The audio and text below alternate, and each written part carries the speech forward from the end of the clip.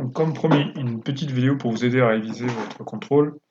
Donc, sur la première page, donc, vous avez ici la nomenclature qui précise les différents éléments qui constituent le système de radar de recul. Donc, vous avez les petits numéros qui identifient chaque élément. Donc, vous êtes censé savoir identifier chaque élément, de connaître son nom et le reconnaître. Donc, ça, c'est pas très compliqué. Vous êtes censé connaître les définitions d'un prototype, donc tous les mots bleus. Vous êtes censé savoir compléter un texte à trous où il manque les mots bleus. Alors ensuite, dans ce diagramme, tout n'est pas à apprendre par cœur. Donc la fonction d'usage du système, les fonctions techniques qui commencent toutes par des verbes, d'accord? Donc les différentes fonctions que le système doit avoir pour assurer la fonction d'usage. Et en face de chaque fonction correspond une solution technique, c'est-à-dire un composant qui permet de réaliser la fonction. Donc qu'est-ce que je peux vous demander? Et ben, je peux vous mettre par exemple buzzer, et c'est à vous de me trouver la fonction technique réalisée par ce composant-là. Ou alors je peux vous demander l'inverse, je peux vous mettre la fonction traiter l'information, et à vous de me dire qu'est-ce qui réalise cette fonction-là dans le système. Donc rien de bien compliqué non plus.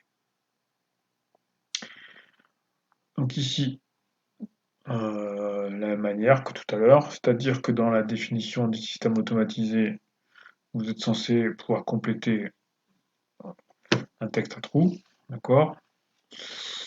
Ici, sur la carte Arduino, vous êtes censé pouvoir légender de dire que ce composant-là particulier, c'est le microcontrôleur, qui est la partie commande. Donc ça, de la même manière, ici, donc là, très important, le capteur transforme une grandeur physique en signal électrique, donc ça correspond au schéma qui est en dessous, donc vous êtes censé savoir compléter ce schéma-là. Sur ce télémètre-là, quelle est la grandeur physique qu'il permet d'acquérir? C'est la distance entre lui et l'obstacle. D'accord? Et ce capteur transforme donc cette grandeur physique qui est une distance en signal électrique. Et puisqu'on vous donne un schéma comme ça, ce signal électrique est numérique, donc on n'a pas de question à se poser.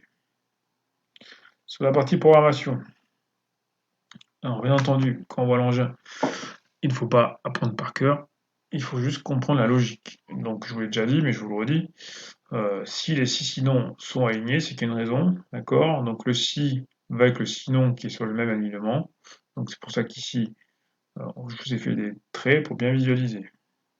J'ai utilisé la même couleur pour vous montrer que ceci, sinon là, c'est le premier test ici sur l'algorithme, d'accord? Le deuxième ici, etc. Donc, par exemple, si on fait un petit essai sur, on va essayer de dézoomer, sur le dernier test, donc si la distance est inférieure à 20, c'est-à-dire le test en fer, si c'est oui, on fait afficher le message 4, et on fait déclencher le bip 3. Si c'est non, on fait afficher le message 3 et on déclenche le bip 2. Donc ce test-là, on le trouve ici. Si c'est oui, c'est là. Message 4, bip 3. Si c'est non, message 3, bip 2. D'accord? Donc il faut savoir faire la correspondance entre les deux. Donc je peux vous donner ça, et à vous de compléter ça, ou l'inverse.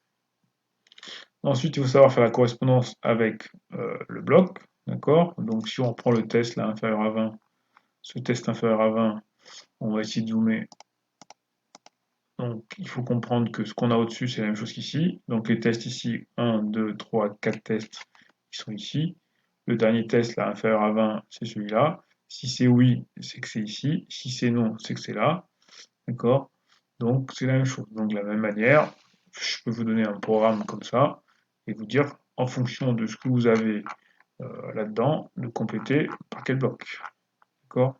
Donc rien de comprendre, rien de compliqué. Et dernière chose à savoir, savoir que ici, par exemple, ça, c'est un petit bloc sous-programme. Donc je peux vous demander, je vous entoure, vous demandez ce que c'est et qu'est-ce que ça fait. Et du coup, celui-là, par exemple, message 1, c'est un petit bloc sous-programme qui fait appel, donc du coup, au gros bloc qui est ici, qui est le sous-programme message 1. D'accord? Et du coup, le programme va exécuter ici. Et de connaître l'utilité d'un sous-programme qui permet, on le voit ici, de simplifier, de clarifier l'écriture du programme principal et de ne pas se compliquer trop la vie. Voilà. Dernière chose à réviser, la chaîne d'information, uniquement d'information sur la recul, puisqu'il n'y a pas de partie vraiment de puissance, une puissante partie d'énergie. Donc ici, la seule chose qu'on ait comme information à connaître, c'est la distance sous-entendue entre le véhicule et l'obstacle.